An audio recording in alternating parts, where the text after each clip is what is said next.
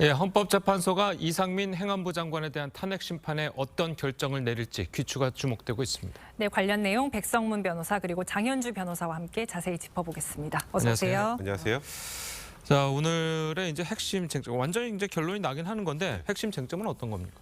일단은 뭐 국무위원에 대한 탄핵 소추가 헌정사상 처음이죠. 예. 네, 헌정사상 처음이고 일단 두 번의 변론 준비기일과 네 번의 변론기일을 거쳐서 지금 180일 안에 결정을 해야 된다고 하는데 보통 훈시 규정이랑 그보다 더 좀 늘어질 것이라는 생각이 더 많았는데 예상이 많았는데 지금 167일 만에 오늘 이제 결론이 납니다.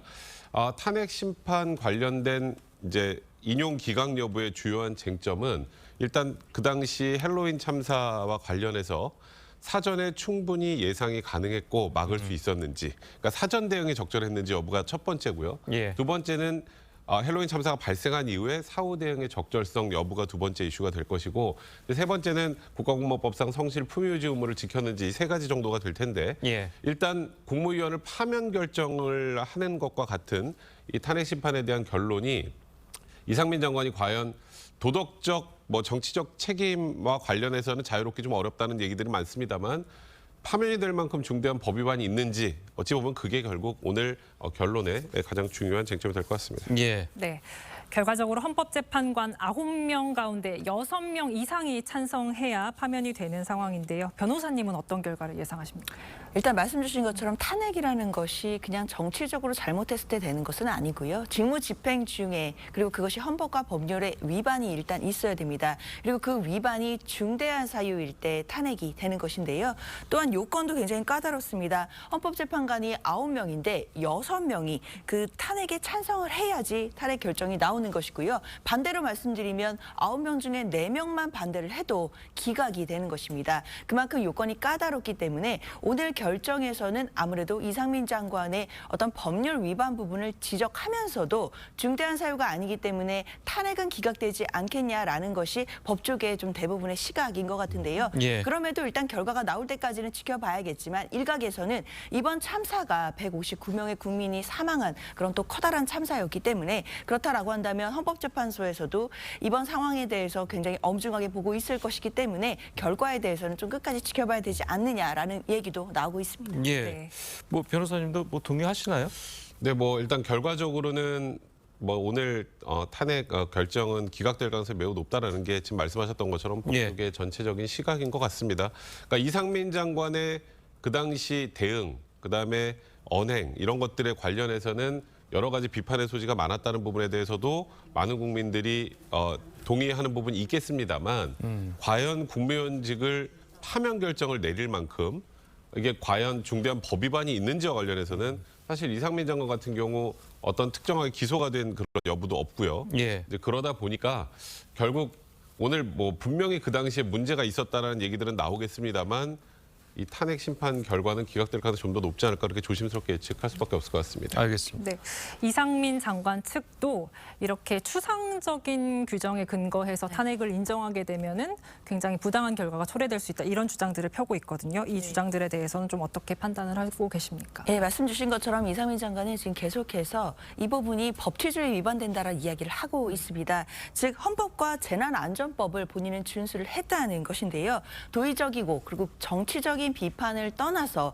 탄핵이 될 만한 사유가 있었는지에 대해서 봐야 된다라는 입장이라고 보시면 될 것 같고 특히 중대한 법적 책임이 없는 상태에서 주무장관이라는 이유만으로 파면을 시킨다는 것 자체는 법적으로 맞지 않는다는 주장을 계속 펼치고 있는데요. 결국에는 헌법재판소가 결정을 하겠지만 국회에서 주장하는 부분과 그리고 장관이 주장하는 부분을 다 양쪽에서 들어봤으니까요. 과연 법 위반이 있는지 그리고 그것이 나아가서 탄핵을 할 만한 중대한 사유인지 여부는 헌법재판소가 결국 결정을 하는 것으로 봐야겠습니다. 알겠습니다. 자, 다음 이야기도 좀 해보도록 하겠습니다. 학생 인권 조례를 놓고 논쟁이 벌어지고 있죠. 윤석열 대통령이 교권 강화 방안을 지시했습니다. 관련 목소리 듣고 이야기하겠습니다. 교권과 관련한 교육부 고시 제정 및 자치조례 개정 추진을 지시했습니다. 당 그리고 지방자치단체와 협의해서 교권을 침해하는 불합리한 자치조례 개정도 병행 추진하라고 지시했습니다. 학생인권 조례 폐지에 대해서는 단호하게 반대를 합니다. 이런 입장이고요. 학생인권 조례를 그러나 학생의 권리 외에 책무성 조항을 한 조항을 넣는 부분에 대해서 좀 적극적인 생각을 갖고 검토를 하고 있습니다. 예, 자, 이 학생 인권 조례는 사실 이 만들어질 때부터 좀 논란이 있었는데 윤 대통령이 뽑는 뭐 그런 것들은 좀 어떤 게 있습니까? 일단 대통령실에서 독소 조항이라고 꼽는 게 일단 첫 번째 차별 금지입니다. 근데 차별 금지가 왜 독소 조항이지 이런 생각들을 많이 하실 텐데 굉장히 이상적인 내용이죠. 선생님은 아이들을 차별하지 않고 잘 대해줘야 된다는 건 굉장히 중요한데 문제는 그러면 뭔가 잘한 학생을 칭찬해도 차별이 되고 다른 학생들에 대한 차별이 되고 누군가 어떤 학생이 뭔가 잘못해서 혼을 내도 차별이 됩니다. 그럼 아무것도 할 수 없는 거죠, 결론적으로. 그 부분이 하나 있고 또 두 번째로는 그러니까 사생활 보호와 관련해서 소지품 검사, 뭐 압수 같은 것들을 다 금지했는데 제가 어렸을 때 저희 종종 선생님이 저희 가방 한 번씩 뒤져가지고 이제 학교에 갖고 오면 안 되는 것들 뭐 가져가고 혼내고 뭐 이런 경우들이 종종 있었는데 지금 그게 안 됩니다. 그러면 이것도 뭐 사생활 보호 측면에서 굉장히 좋은 조항 같습니다만 결론적으로 생각하면 학생이 만약에 학교에 흉기를 들고 오면 어떻게 될까요? 그것도 압수 못합니다. 근데 이런 것들이 어찌 보면 이상적인 조항임에도 불구하고 현실적으로는 교권에 굉장히 중대한 침해가 될 수 있는 소지들이 많은 그런 조항이다. 이런 얘기도 나오고 있는 상황입니다. 네, 대표적인 진보 성향 교육감이죠. 조희연 서울시 교육감도 책무성 조항 넣는 것을 검토한다면서 개정 의사를 밝히기도 했습니다. 네.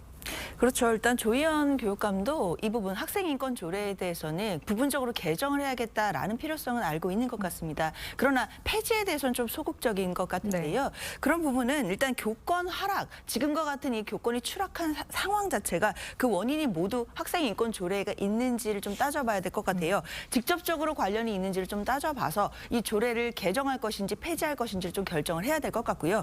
특히나 이 조례를 개정한다라고 한다면 이 부분이 학생의 인권이 올라간다라고 해서 바로 교사들의 교권이 추락한다라는 그런 관계에 있다라고 직접적으로 보기도 또 어려울 것 같습니다. 그렇기 때문에 학생도 그리고 교사들도 함께 행복할 수 있는 그리고 같이 인권들이 올라갈 수 있는 이런 방안들이 없는지에 대해서 그런 근본적인 그 방안을 검토하는 것이 맞지 않나라는 생각이 또 듭니다. 네. 자, 그런데 이제 변호사님의 이제 분석과는 달리 최근에 이제 교권이 많이 추락해서 이 학생 인권 조례가 원인이다. 이렇게 이야기하시는 분들이 많잖아요. 네, 맞습니다. 그러니까 제가 말씀드렸던 것처럼 굉장히 이상적으로 규정이 돼 있습니다만 그게 현실에 적용될 때는 그 이상과는 달리 좀 잘못 적용되는 사례들이 굉장히 많고요. 예를 들어서 이제 뭐 학생인권 조례하고 좀 다른 문제입니다만 이제 아동복지법에 보면 2015년에 보면 이제 정서적 학대 행위도 아동학대에 해당한다라고 규정을 했습니다. 정서적 학대 행위도 당연히 아동학대에 해당하죠. 그에 대해서 의문을 제기하는 분들은 없을 텐데 문제는 어디까지가 정서적 학대인지 그 기준이 없습니다. 기준이 굉장히 애매해요. 그래서 선생님이 아이를 혼내면 그냥 아동학대, 정서적 학대 행위라고 선생님을 고소하는 일들이 굉장히 빈번하게 일어나고 있으니 선생님들 입장에서는 아이를 제대로 지도하기가 좀 어려운 그런 문제들이 분명히 있고요. 그리고 이제 2012년부터 이제 학교 내 학폭 관련해서 이제 그걸 좀 예방하고자 학폭위가 열리고 어떤 처분이 나면 그걸 다 생활기록부에 기재하게 돼 있었는데 그걸 기재하면 아이들 입시에 문제가 생기죠. 그 있으면 아무래도 입시에 불이익이 나오지 않겠습니까? 그럼 그걸 화살을 어디다 돌리느냐? 선생님한테 돌립니다.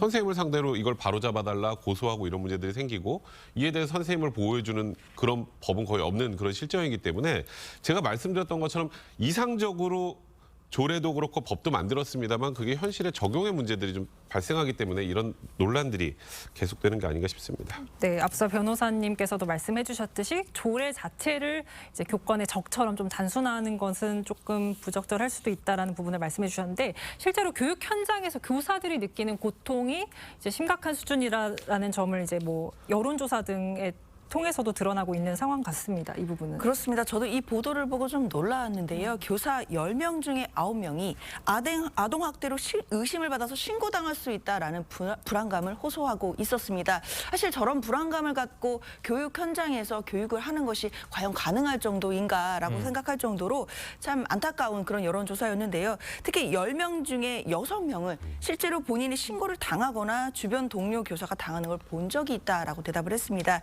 그 신고 내용 가운데 정서 학대가 60%로 가장 많았기 때문에 사실 아까 백 변호사님도 말씀 주셨지만 어떤 것을 정서 학대로 볼 것인지에 대해서 기준이 명확하지 않다는 점에서는 교사들이 이런 신고 위험에 대해서 모방비로 노출돼 있구나, 그리고 그 부분에 대한 굉장한 불안감을 느끼고 있겠구나를 알 수 있는 그런 조사였다라고 하겠습니다. 예. 자, 그래서 어제도 이제 부산에서도 이 초등학생이 교사를 폭행했다. 자, 이런 말도 안 되는 소식이 전해지긴 했는데, 아까 말씀하신 것처럼 만약에 교사가 학생을 체벌을 하면 아동복지법 때문에 네. 이제 신고가 되는 상황이고, 뭐 초등학생이 교사를 폭행하면 미성년자니까 또 처벌이 안 되는 안 거고. 되죠. 자, 이게 굉장히 좀 억울한 상황 아닌가요? 사실 뭐 이론적으로 생각을 해보면 이런 경우에 아이와 선생님을 분리 조치하고 더 이상 이런 일들이 반복되지 않게 하는 게 바람직하겠습니다만, 예. 그리고 교보위가 열리죠. 교권보위원회 같은 게 열려서 선생님의 교권에 침해가 있는 점을 판단하는데, 문제는 저 상황에서 부모가 만약에 선생님을 아동학대 관련해서 아동복지법 위반으로 고소를 하면 교보위도 스톱입니다. 그게 먼저예요. 아유.